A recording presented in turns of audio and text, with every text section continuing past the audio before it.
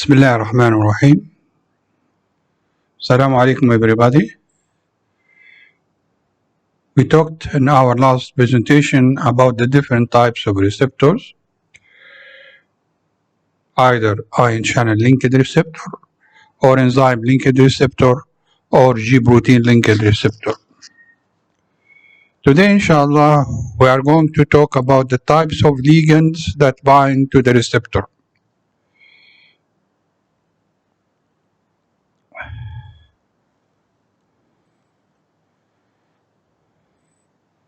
What are these types of ligands, whether they are agonists or antagonists?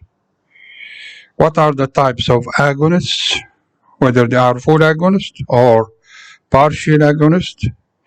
What type of responses produced by an agonist, whether it is graded or QUANTAL? Then we talk about the different type of pharmacological antagonism, competitive antagonism, and irreversible antagonism, and how we can identify whether the drug is a competitive antagonist or irreversible antagonist. So this is the major goal of today's presentation, is to know what are the different types of agonist and antagonist, and what are the type of responses produced by the agonist. So first, any drug which binds to a receptor, it must have an affinity to that receptor.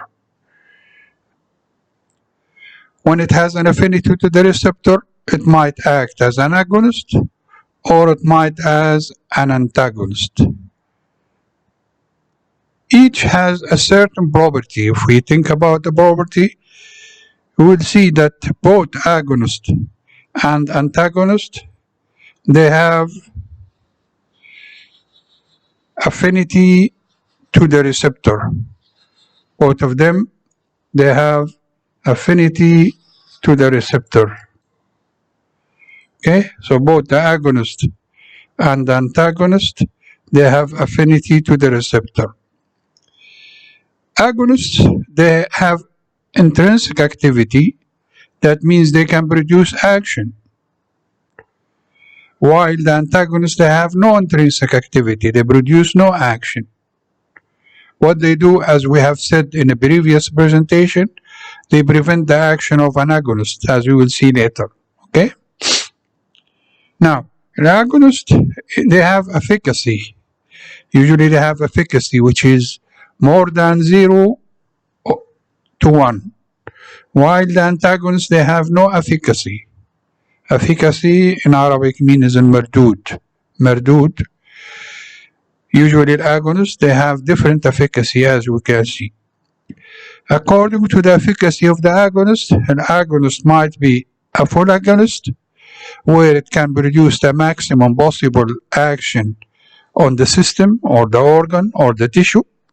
In this case, we say that the agonist has an efficacy equals 1, which means 100% response.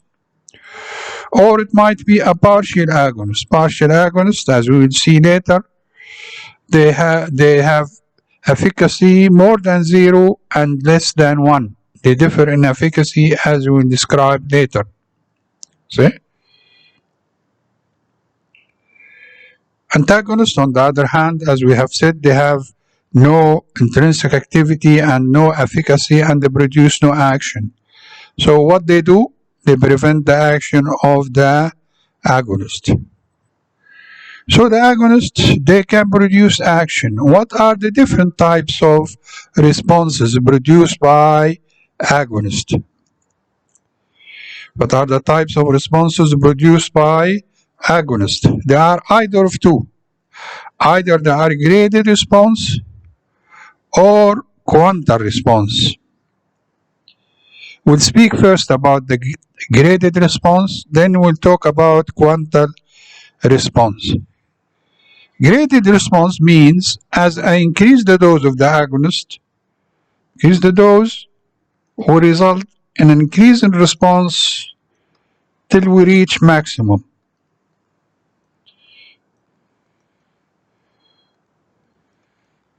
Okay, this is a graded response. Therefore, graded response, an individual like myself, for example, I take a drug. If I take the drug in a small dose, I will get small response. If I increase the dose, the response will increase till it reaches maximum response. This is known as graded. If we plot the relationship between the dose and the response, if we plot the relationship between the dose and the response, and we increase the dose gradually,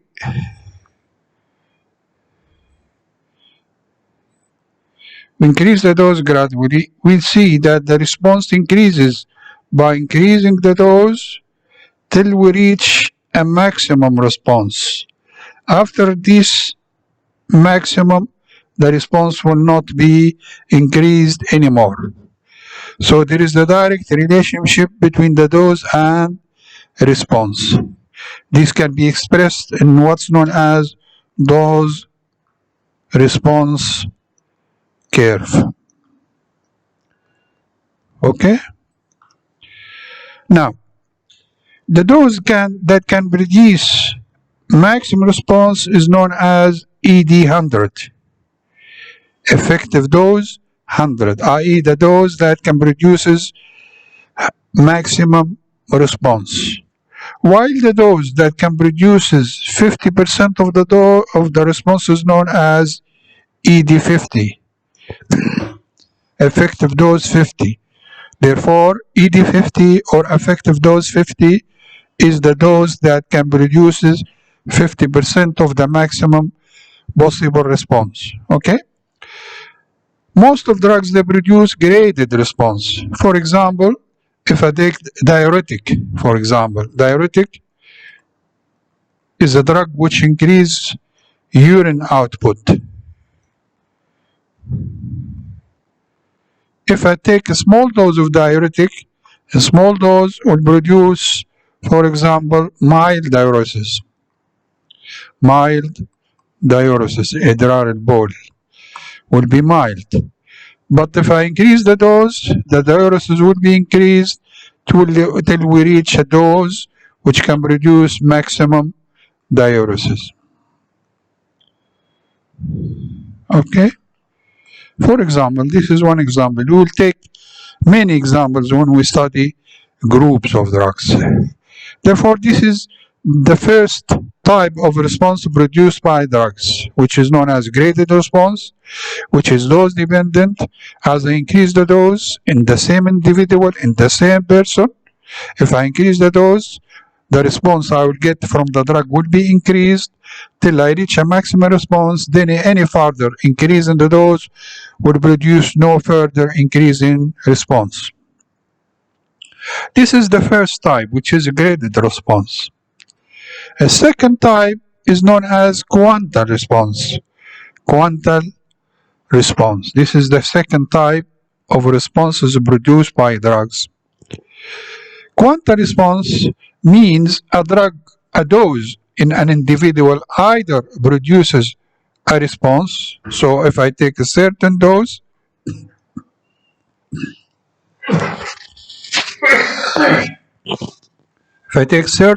this dose either produce a response or produce no response, i.e. either it produces all response or produces non-response. A certain dose in an individual, either it produces a response or no response. That's why this type of response, the QUANTAL response, is also known as all or none response. All or none response. Let us take an example. Suppose I have headache. Okay? And I take, for example, 100 milligram paracetamol, which is Panadol, famous as Panadol, paracetamol, to treat the headache. What will happen to me? Either headache is treated, in this case, if it is treated, that means I got all response, or not treated. The headache is still there. The drug produced no effect. In this case, I get none. Okay? So quantal response in an individual, it is either all or none. But suppose we are a group of people, all of us have headache, for example. Okay? Suppose we are a group of people, all of us have headache. Suppose we are 100 people. And these 100 people, all of us have headache. And we take 100 milligram. Each of us takes 100 milligram of paracetamol. So what will happen? Some will show response. Suppose 10 out of 100, we are 100 people. Just to make it easy for you to understand. Suppose we are 100 people. All of us have headache. Okay? We all each of us takes 100 milligram of paracetamol. So what will happen? Suppose in the 10 of us, their headache is treated.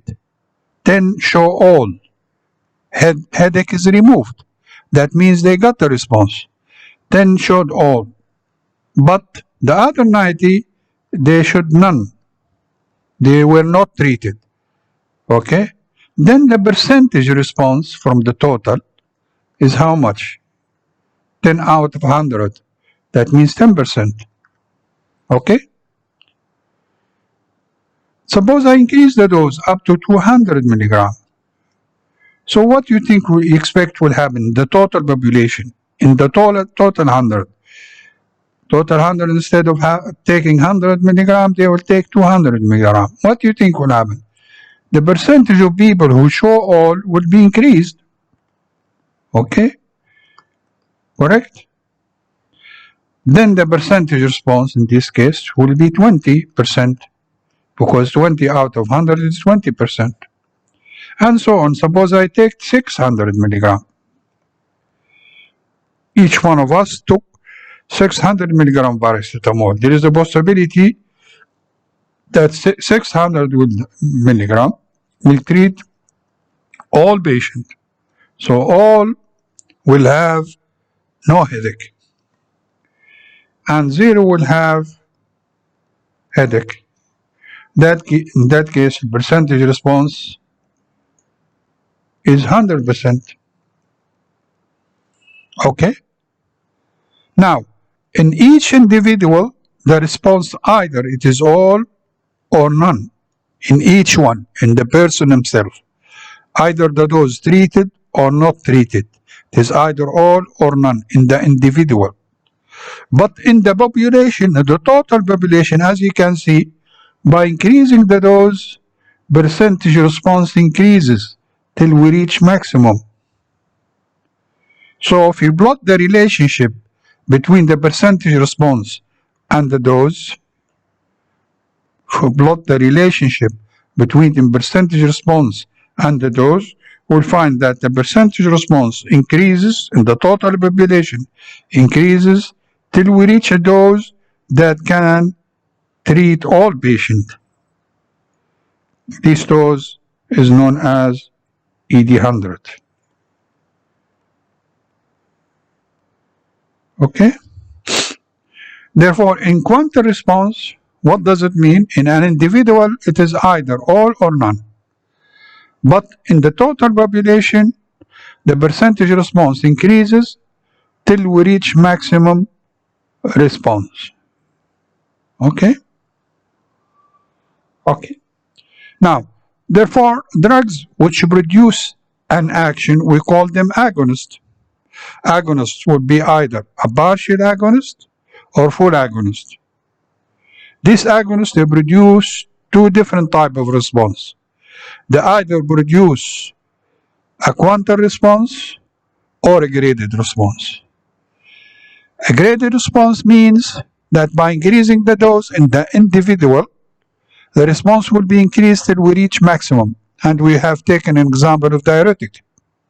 A QUANTAL response means that a specific dose either produces a response in individual or does not produce a response, and we call it all or none.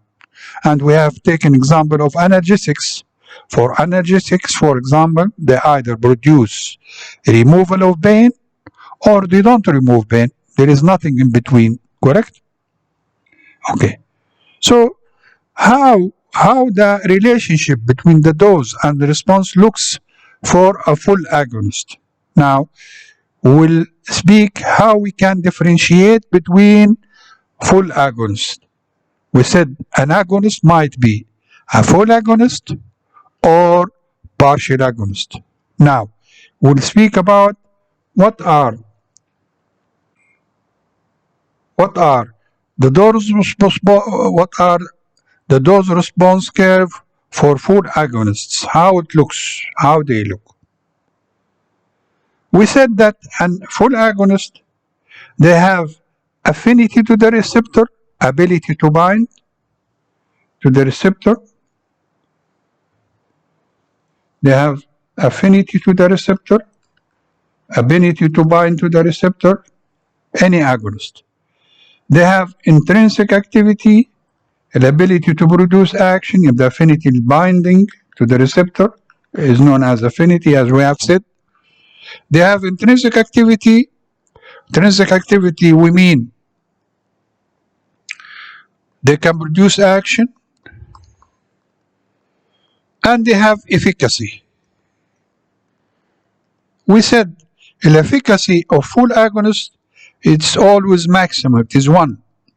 It is 100%. All full agonists, they have the ability to produce the maximal possible effect. That is why there are no. That's why they have efficacy of 1. Okay. So if you draw the dose response relationship, we can see that by increasing the dose of full agonist, the response will be increased till we reach a dose that produces 100% of the response. 100% maximum response. Okay? This dose, of course, it is the ED 100, effective dose 100, and the dose which produces 50% response is known as ED 50. Effective dose 50. Okay? So, all agonists can produce action. All agonists, they have efficacy equals 1. So, how they differ? How they differ, full agonists? How they differ from each other? They differ in affinity. They differ in affinity. You have the full agonist, they differ in affinity. Differ in affinity. Yani ability to bind. Some drugs, they have more binding affinity to the receptor than other drugs. So, how I can differentiate between different full agonists? How I can differentiate between different full agonists? So, when we say that they have affinity, ability to bind, the more the affinity, the more the binding, means more action, means higher affinity, means more action, means less dose needed because they have higher affinity. Okay? So, therefore, the higher the affinity, the ability to bind to the receptor, the less the dose needed for the agonist to produce an action. So let us take an example. Suppose this is the dose response curve produced by drug A. Okay? Drug A. Suppose, for example, any drug like مثلا carbachol, مثلا, as an example. And this is the dose response curve produced by drug B, which is a cholinergic agonist as well, drug B. Suppose it is whatever, methacholine, مثلا. And this is a dose response curve produced by drug C. This is drug B and this is drug C. Suppose it is acetylcholine. Which of these three is the more potent? Okay, therefore these three drugs, they act on the same receptor, which is the cholinergic receptor. They produce contraction of the smooth muscle of the intestine, and they produce a dose response curve like this. This is A, which is carbachol, for example. This is drug B, which is methacholine, for example. This is drug C, which is acetylcholine, for example.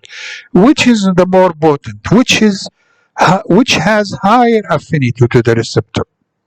We said that higher affinity means less dose needed. In this case, drug A, as you can see, it has the lowest ED50, followed by drug B,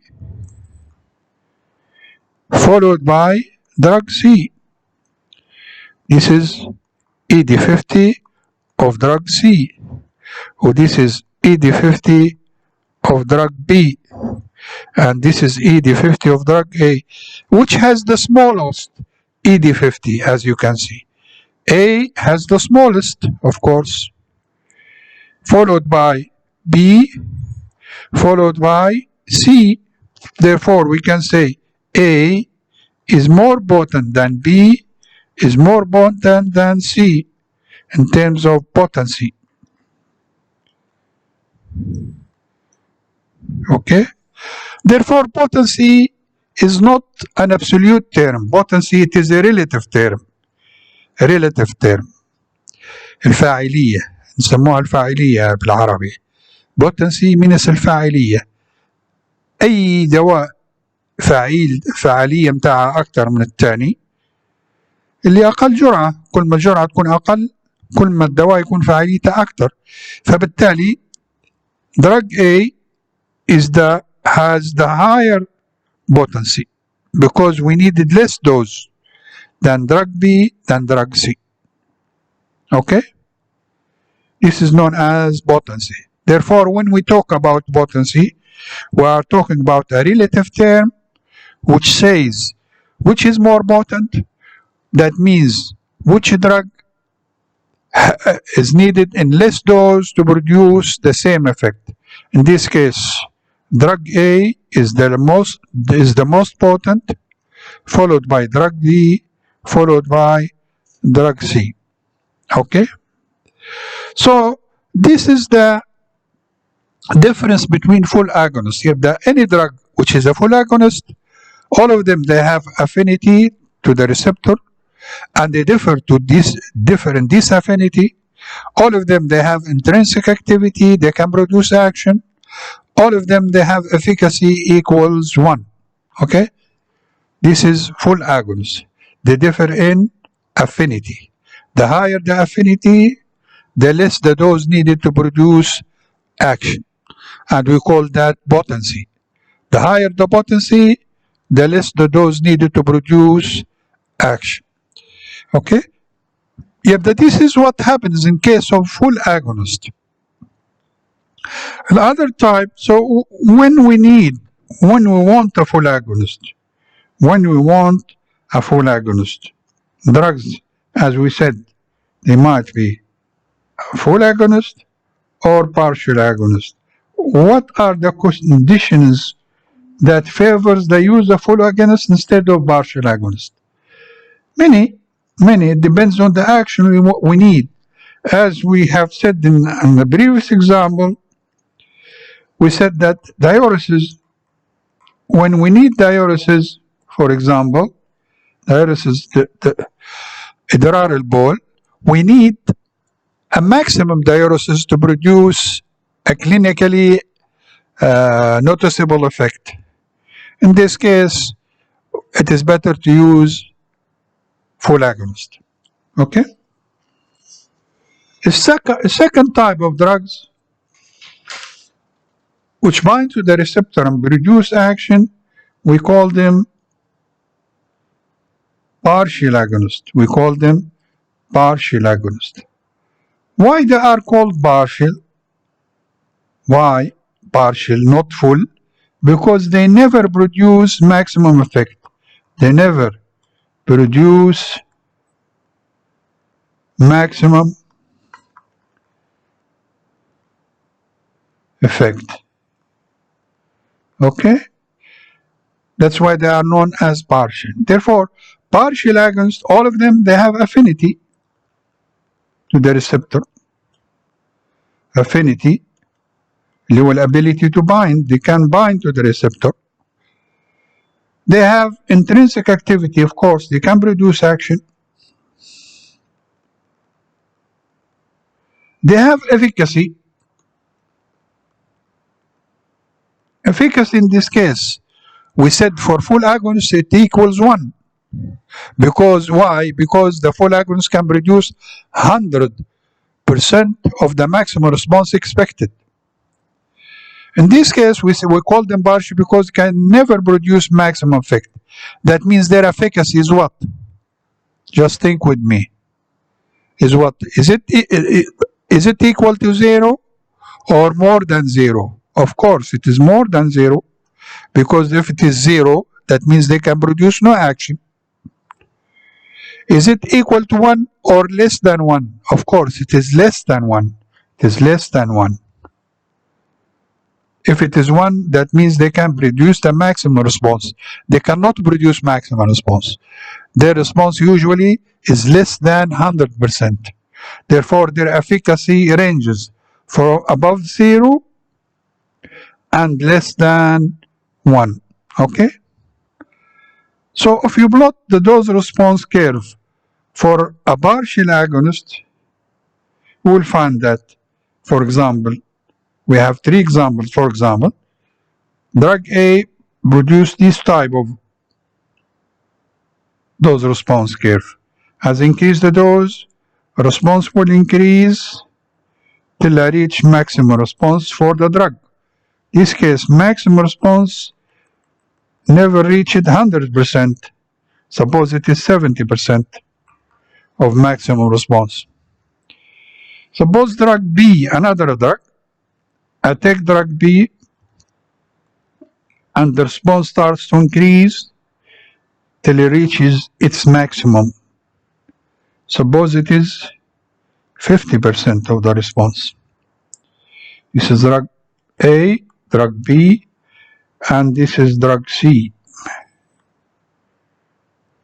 Okay? So you can see for all these drugs which can produce an action, they can never produce the maximum response. They have efficacy less than 1. But it is more than 0. Efficacy ranges from, for example, 30% to 70%. It depends on the type of partial agonist.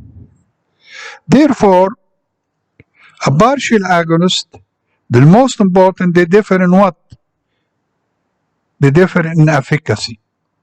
They differ in efficacy. You have the all partial agonists, they differ in efficacy, which ranges from above 0 to less than 1.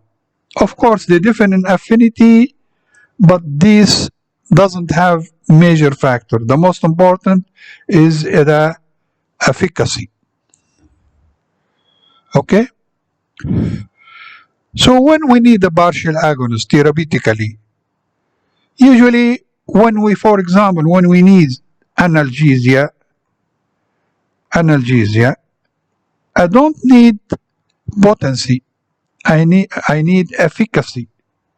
I need potency. I don't need efficacy. When I use a drug for treat pain, I need potency, not efficacy. يعني there is a possibility that the drug has low efficacy but high potency. That's why I need in pain. I need a potency, a potent drug that will relieve pain in small doses. Because it's all or none. There is no grading in the response in the individual. Okay? So we will see many partial agonists which are used in treatment of pain, like opioids. Opioids, as we'll see later when we talk about drugs which are used in pain, opioids, they differ. Some of them, they are full agonists, like morphine, or some of them, they are partial agonists, like pentazocine, and you will see that some partial agonists, they are more potent than full agonists. Okay? Okay. Now, so we said the agonist, they can bind to the receptor and they can produce action. The agonist, action can be graded or QUANTAL. The agonist, if it can produce the maximum response, it is known as full agonist. If it cannot produce the maximum response, it is partial agonist. Full agonist, all of them, they have the same, they are different in affinity, but they have the same efficacy. The partial agonist is the reverse. They differ in affinity and they differ in efficacy. Okay? Yep, this is the first type of ligands that bind to the receptor, which are the agonists.